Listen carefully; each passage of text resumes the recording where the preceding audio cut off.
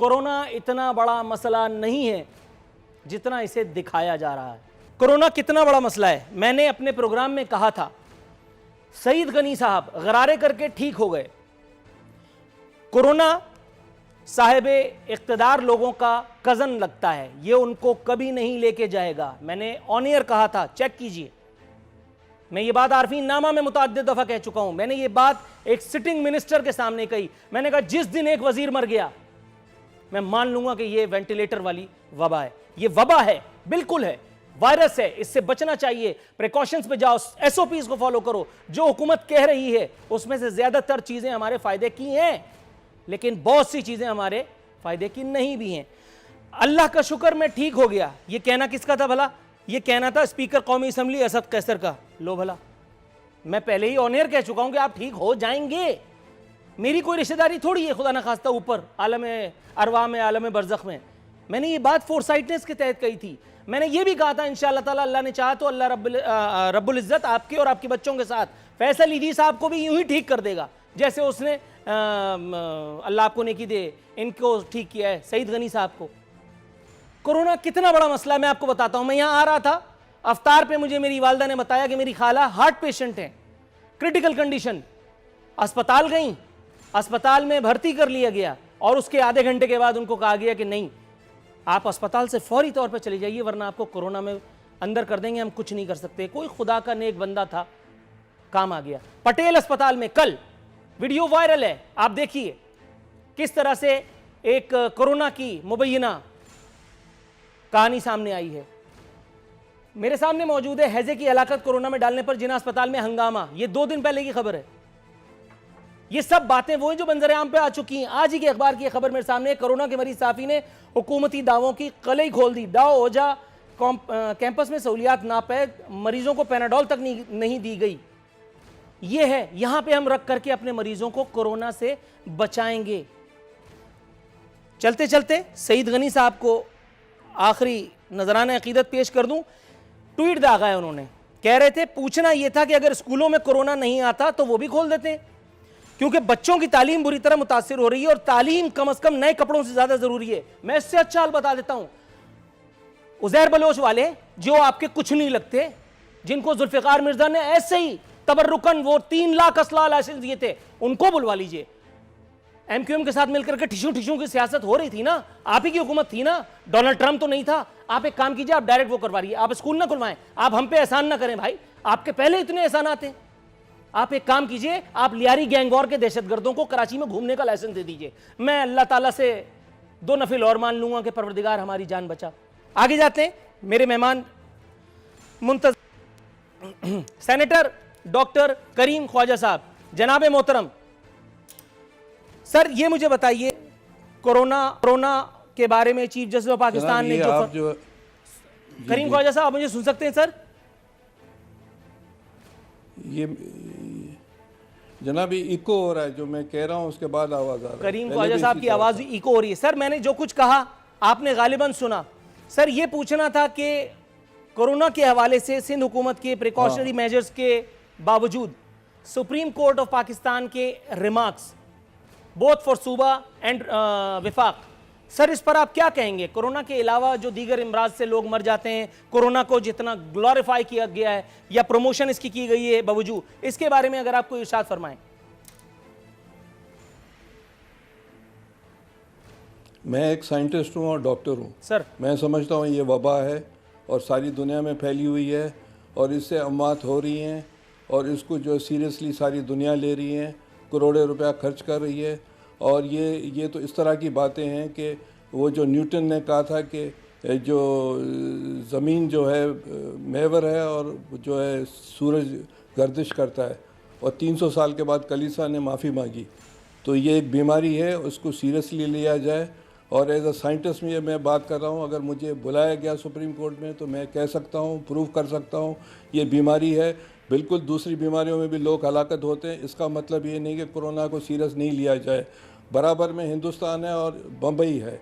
बम्बई में जो है अभी तक 40-50 हज़ार पेशेंट हुए। बम्बई और कराची तकरीबन बराबर है पॉपुलेशन के वाइज, और वहाँ जो है अभी 31 तारीख तक वहाँ की गवर्नमेंट ने जो है एक्सटेंड किया है।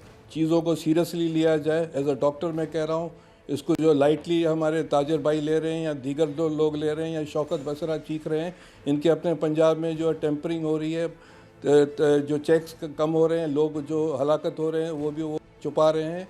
तो अगर ये आखिर में at the end of the day तीन महीने के बाद ये कहेंगे कि पाकिस्तान में 5000 लोग की हलाकत हुई, खुदा करे एक भी नहीं हो, तो वो दूसरी बात है। मगर पाकिस्तान में हलाकतें बहुत होने जा रही हैं, इसको सीरियसली लिया जाए। मैं एज अ डॉक्टर और मेडिकल, और ये एक साइंटिफिक बुनियाद पर बात कर रहा हूँ, इसको सीरियसली लें।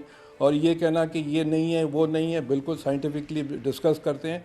ये एक वबा है, इसको सारी दुनिया सीरियसली ले रही है, अरबों रुपया खर्च करी है। किसी के कहने से ये होगा या नहीं होगा, आई डोंट थिंक हो। सुप्रीम कोर्ट को चाहिए कि मेडिकल और साइंटिस्ट को बुलाएं और फिर फैसले करें। और ये ताजर भाई जो बातें करें, इनकी बात से हम डिसएग्री करते हैं। इससे सारे पाकिस्तान में अमात होने वाली हैं, जिस तरह जो चीज़ें नजर आ रही हैं। गॉट योर पॉइंट सर, थोड़ा सा तवक्कुफ की इस्तदा है। शौकत बसरा साहब, सर आपको ज़हमत कलाम देने जा रहा हूँ। चीफ जस्टिस ऑफ पाकिस्तान ने मजीद फरमाया कि एनडीएमए की रिपोर्ट, उस पर इजहार अदम इत्मीनान, मुल्की वसाइल निहायत गलत तरीके से इस्तेमाल हो रहे हैं, अरबों रुपए टीन की चारपाइयों पर खर्च कर दिए गए, 500 अरब रुपए खर्च होने पर हर मरीज करोड़पति बन जाएगा। कहना था कि इतनी रकम खर्च करने पर भी 600 अफराद जान से गए। क्वारंटाइन के नाम पर लोगों को यरगमाल बनाया जा रहा है। हुजूर, इत्तला कोई भी नहीं है, लेकिन फिर भी अगर आप कुछ कहना चाहें तो मैं सुनने के लिए तैयार हूं। नूरुल आरिफीन, मैं पहले फिर एक गुजारिश करना चाहता हूँ। मैं बार बार जो डॉक्टर साहब ये बात कर रहे हैं ना कि इतने लोग मरने जा रहे हैं, इतने लोग मर जाएंगे, मुझे तो ये नहीं समझ आ रही कि ये करना क्या चाहते हैं, कहना क्या चाहते हैं, क्या इनकी सोच है। मेरी तो कम से कम समझ से बाहर हो गई है। मुझे सिर्फ ये बता दें, ठीक मान लिया जी आप साइंसदान भी हैं, आप डॉक्टर भी हैं, डॉक्टरों की राय सबसे, और मैं समझता हूँ हमारे डॉक्टर्स, पैरामेडिकल स्टाफ, नर्सेज, हमारे दूसरे लोग भी जो मैदान जंग में, सब हमारे हीरो हैं। मैं पूरी कौम की उनको सलाम पेश करता हूँ। आपसे मेरा तो सिर्फ मासूमाना सवाल है डॉक्टर साहब, आपने बड़ा टार्जन बने आप लोग, आप जो सियासतदान थे, मुराद अली शाह साहब ऊपर जा रहे हैं, इधर जा रहे हैं, नीचे जा रहे हैं, व्हाट इज द रिजल्ट? सबसे ज्यादा इस वक्त तक अमवात सिंध में हुई है, सबसे ज्यादा इन्फेक्टेड आपके पास लोग हैं। कहाँ चला गया? एक मिनट डॉक्टर साहब, मुझे बात तो करने दें। डॉक्टर साहब थोड़ा सा इंटरप्ट तो ना करें। मैं तो आपसे सिर्फ ये अर्ज करना चाहता हूँ, तो ऐसी बेवकूफी वाली बातें करते हो। सुन तो लेना डॉक्टर साहब, मेरी बात तो सुन लें। ये अच्छा, आप अपनी बात कीजिएगा। मैं सिर्फ आपसे अर्ज करना चाहता हूँ, सर आपने लॉकडाउन के रिजल्ट क्यों नहीं आए? बाउलपुर में भी भाई हम ये मुतासर हो रहे हैं। डॉक्टर साहब, मैं तो सिर्फ ये गुजारिश कर रहा हूँ, हमें पंजाब में